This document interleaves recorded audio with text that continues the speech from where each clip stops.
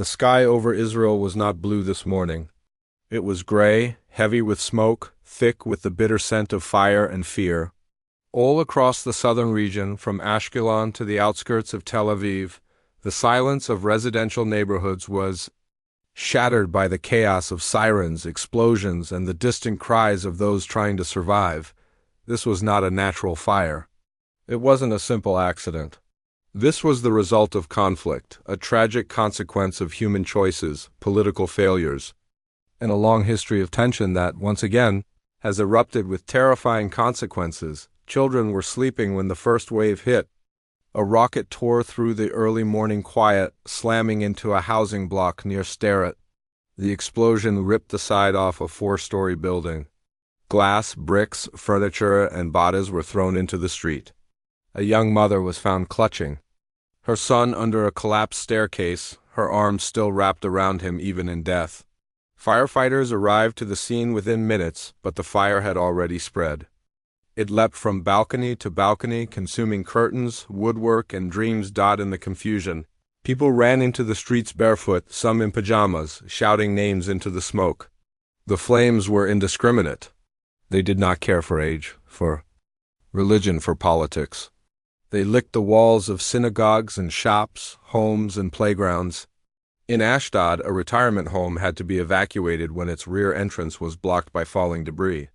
Several elderly residents could not be moved.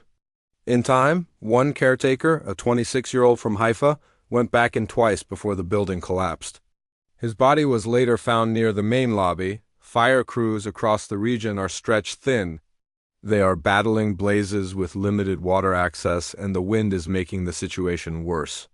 Helicopters are circling overhead, dropping retardant, foam, and scanning for new flare-ups, but the smoke is too thick in some areas. Entire neighborhoods are blacked out, the power grid damaged by falling infrastructure and the heat itself. Emergency teams from Tel Aviv and Beersheba have been dispatched to assist, but many roads are closed or blocked by burning vehicles. The Israeli Defense Forces have confirmed that this was not an isolated incident.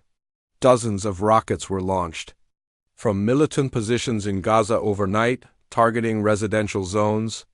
The Iron Dome intercepted many, but a significant number broke through. The political leadership has issued statements calling this an act of war, while simultaneously appealing for international calm. But for the people on the ground, diplomacy is a distant dream. Right now, they just want to survive. Among the most devastating stories comes from the neighborhood of Holon. A school bus, parked overnight near a teacher's home, was caught in the blast radius of a nearby strike. The explosion blew out the windows of 5 surrounding apartment blocks. Witnesses described hearing children's backpacks catching fire. Some had left their books and supplies in the bus for the next day. The blaze was so intense that the vehicle's metal frame melted into the pavement. Residents are still trying to comprehend the sheer heat and speed of the inferno. One woman, Miriam Golan, a 44-year-old nurse, described her experience to reporters while sitting on the curb, her hands covered in ash. "I had just gotten back from my night shift when I heard the siren. I grabbed my kids and ran to the stairwell. But then there was a boom and everything shook. I could feel the heat through the walls. We came out and the whole street was on fire. Everything is gone. My apartment, my clinic, my neighbor's bakery, all of it. Hospitals are on high alert. Emergency rooms are filled with burn victims, many of them children. Shamir Medical Center, Ichalov Hospital, and Soroka Medical Center have activated their emergency protocols, calling in off-duty staff and expanding IQ beds. The Ministry of Health has asked civilians with non-critical injuries to seek care in mobile units or clinics to free up capacity for those in critical condition. Blood donation centers are overwhelmed. With lines stretching around the block. In the face of such tragedy, ordinary citizens are showing extraordinary courage. Volunteers are distributing food and water to evacuees. Students from nearby universities are helping set up emergency shelters in stadiums and school gyms. Several Arab Israeli communities have opened their mosques and homes to displaced families, offering refuge regardless of religious or political identity.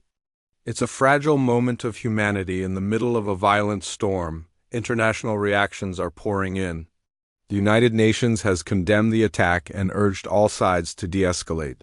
The U.S. State Department issued a statement affirming Israel's right to defend itself while also calling for restraint and protection of civilians. Aid organizations, including the Red Cross and Médecins Sans Frontières, are preparing to deploy support teams. In Paris, London, and Berlin, vigils have been held in solidarity with the victims, candles flickering against cold stone monuments while voices whispered prayers for peace. Still, none of that changes what's happening on the ground. The damage is visible from satellite images, entire blocks in flames, thick plumes of black smoke curling across the coast.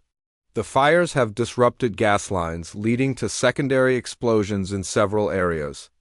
Authorities are warning residents to stay away from underground parking structures due to risk of collapse.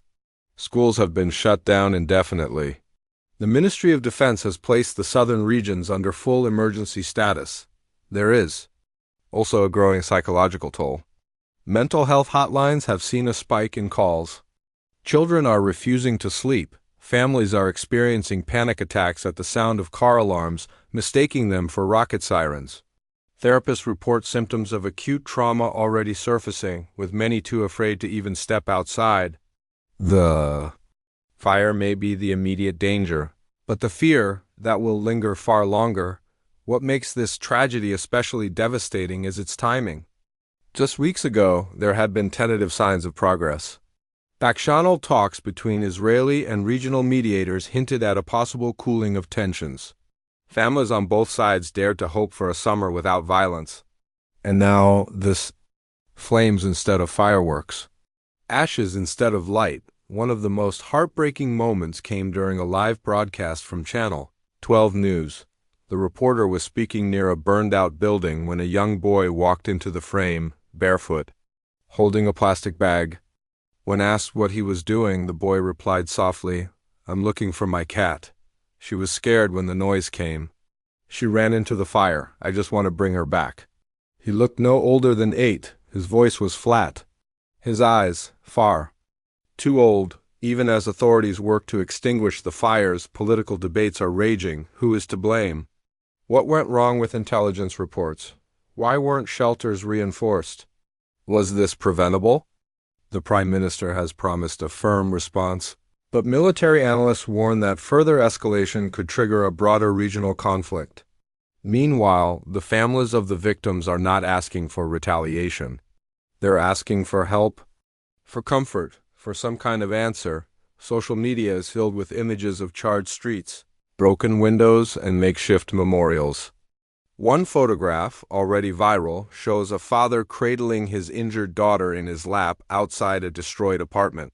Her face is bruised, her eyes closed.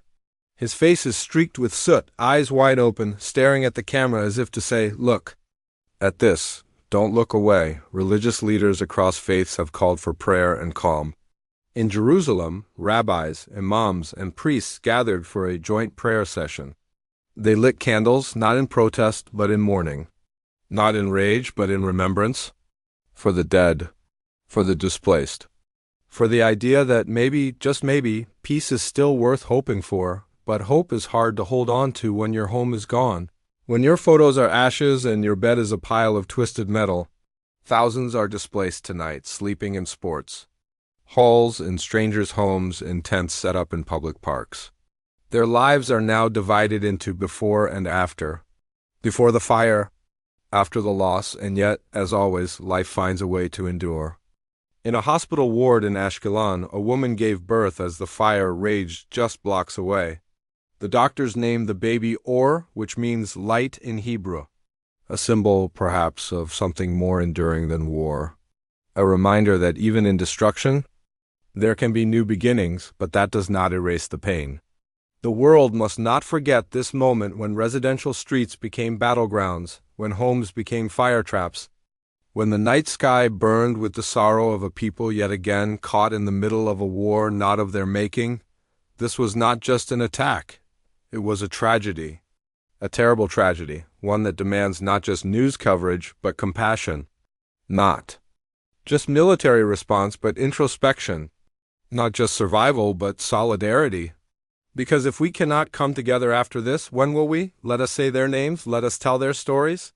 Let us not forget. Let us be the witnesses they deserve. Because the fire may die out, but the truth of what happened, the cost, the pain, the human price, must never be extinguished.